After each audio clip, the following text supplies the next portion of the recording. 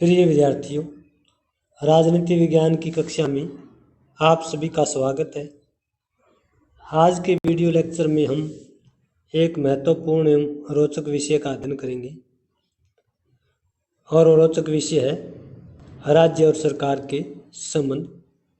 राज्य और सरकार का अर्थ क्या है, राज्य और सरकार में अंतर क्या है, राज्य सरकार के संबंधों का निष्कर्ष क्या है। तो आइए आज के टॉपिक में हम डिस्कस करते हैं राज्य और सरकार के बारे में।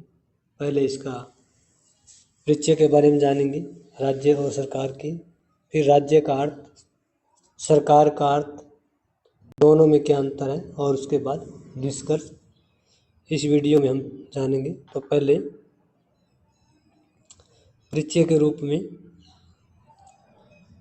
राज्य और सरकार दोनों शब्द आमतौर पर राजनीति विज्ञान के विद्यार्थी पर्यायवाची के तौर पर देखते हैं, एक समान अर्थ के तौर पर देखते हैं। हालांकि दोनों में कुछ समानताएं भी है और असमानताएं भी हैं। दोनों शब्दों में काफ़ी अंतर पाया जाता है। दोनों को अलग अलग राजनीतिक दृष्टिकोण से प्रयोग किया जाता है। राज्य और सरकार में बहुत सारी समानताएं और असमानताएं हैं। राज्य और सरकार में अंतर जानने से पहले हम राज्य शब्द का अर्थ जानेंगे कि राज्य क्या है। राज्य की एक सटीक परिभाषा है कि इसमें 4 आवश्यक तत्व होते हैं: निश्चित जनसंख्या, निश्चित भूभाग, सरकार एवं संप्रभुता। इन 4 आवश्यक तत्वों से मिलकर राज्य बनता है। जैसे भारत है, अमेरिका है, कनाडा है, जर्मनी है, इनके पास 4 आवश्यक तत्व हैं। हरियाणा, तमिलनाडु, केरला, ये राजनीति विज्ञान में राज्य नहीं है। क्यों नहीं है? क्योंकि इनके पास संप्रभुता नहीं है। निश्चित जनसंख्या है, निश्चित भूभाग है, सरकार है, लेकिन संप्रभुता नहीं है, इसलिए राज्य नहीं है, बल्कि इकाई है, प्रांत है, संघ के पार्ट है, संघ की इकाई है। दूसरा कंसेप्ट इसमें आता है सरकार का, कि सरकार किसे कहेंगे। सरकार ऐसे लोगों का समूह है जो किसी राज्य में निश्चित समय और निश्चित पद्धति द्वारा शासन करता है, उसे सरकार कहते हैं। सरकार के 3 अंग हैं, जैसे विधानपालिका, कार्यपालिका, न्यायपालिका। विधानपालिका कानून निर्माण करती है, कार्यपालिका कानून का क्रियान्वयन करती है, और न्यायपालिका कानून का पालन न करने पर दंड का प्रावधान करती है। सरकार के 6 प्रकार है, जैसे संसदीय शासन प्रणाली, अध्यक्षात्मक शासन प्रणाली, राजतंत्र, गणतंत्र, कुलीन तंत्र, अधिनायक तंत्र।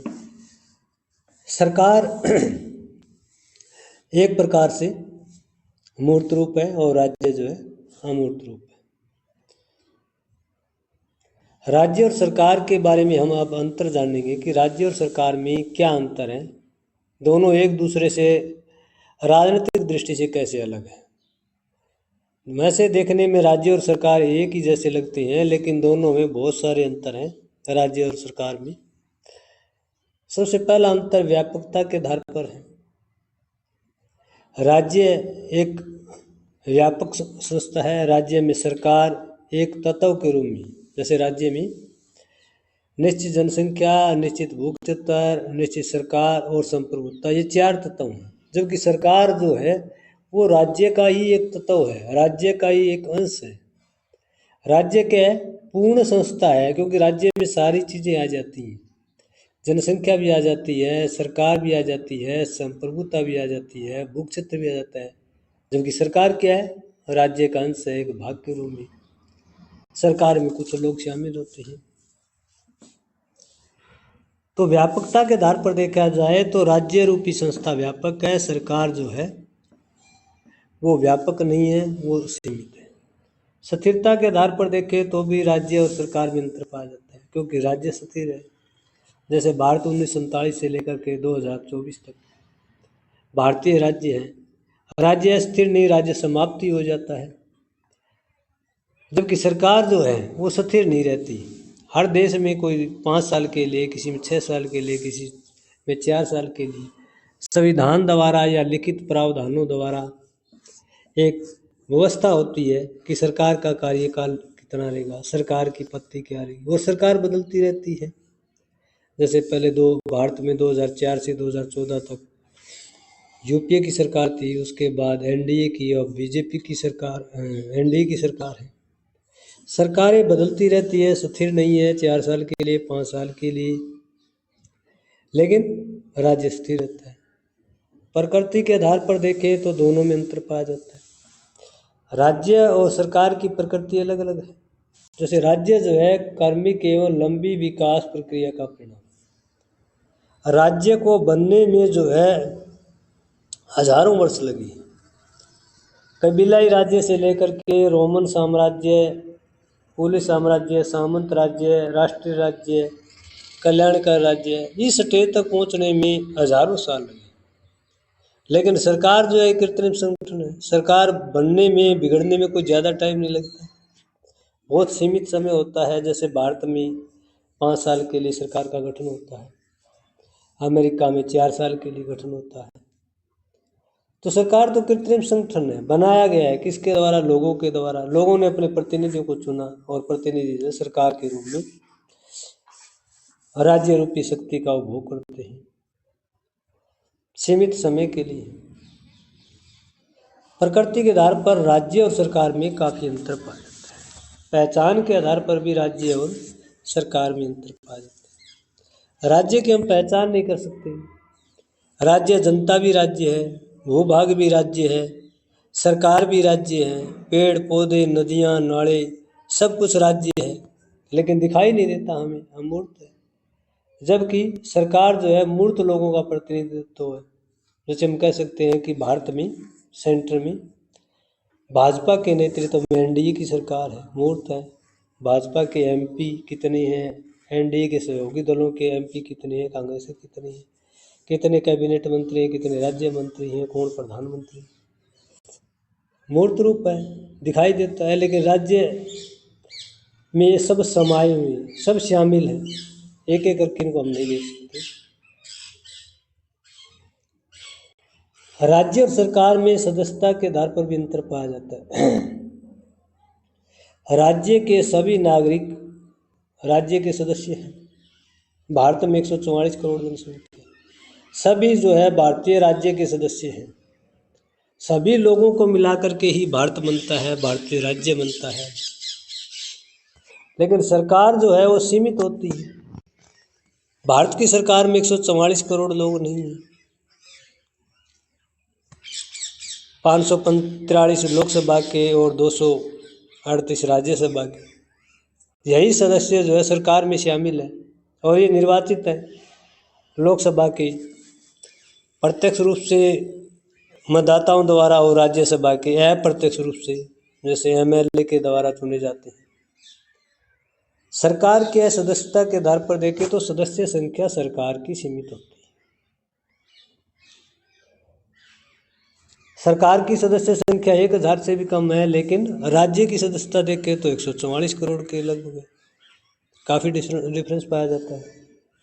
तत्वों के आधार पर देखें तो दोनों में काफ़ी अंतर पाया जाता है। जैसे राज्य के 4 आवश्यक तत्व हैं, चारों तत्वों का होना जरूरी है। जैसे हरियाणा के पास 3 है, केरला के पास 3 है, कर्नाटक के पास 3 है, चौथा नहीं है संप्रभुता। इसलिए इन्हें राजनीति विज्ञान में राज्य नहीं कहा जा सकता। ये भारतीय संघ की इकाइयाँ हैं, भारत के प्रांत है, प्रोविंस है।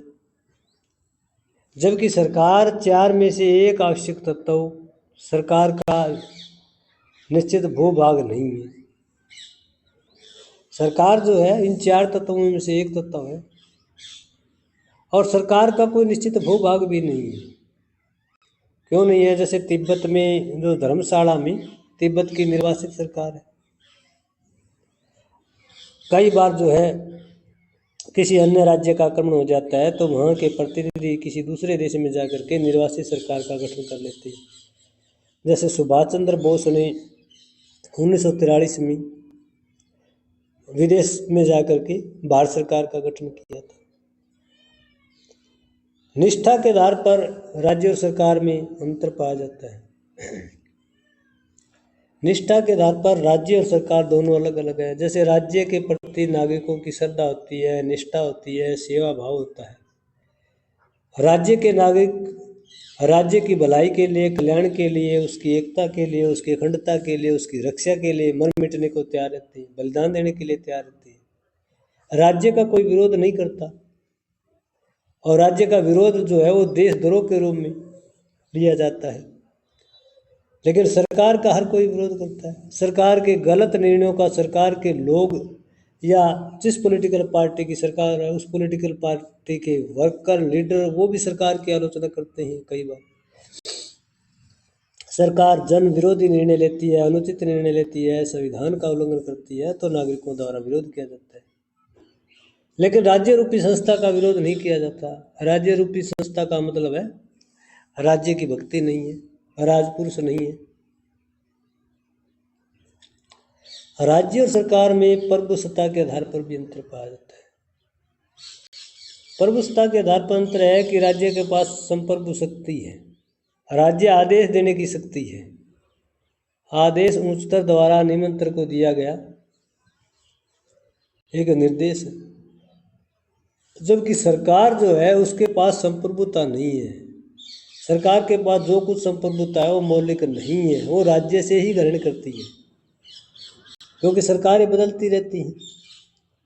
सरकार के पास खुद के पास सॉवरेंटी नहीं, बल्कि सरकार जो है वो राज्य से ग्रहण करके उस शक्ति का प्रयोग करती है। तो संप्रभुता के आधार पर राज्य और सरकार में काफी अंतर पाया जाता है।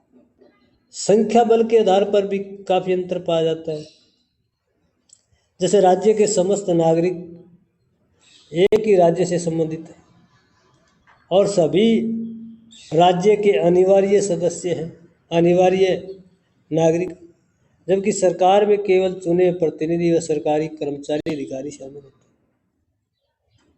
सरकार में चाहे सेंटर की सरकार हो या स्टेट की सरकार हो, प्रशासनिक अधिकारी, कर्मचारी, जन सेवक वो शामिल होते हैं। लेकिन राज्य में सभी आ जाते हैं, चाहे वो जन सेवक हो, चाहे जनप्रतिनिधि हो, या कोई मजदूर हो, किसान हो, या कोई और अन्य प्रोफेशन वाला व्यक्ति हो, पुरुष हो, महिला हो, सब राज्य में शामिल होते हैं। तो संख्या बल के आधार पर देखें तो राज्य और सरकार में काफी अंतर पाया जाता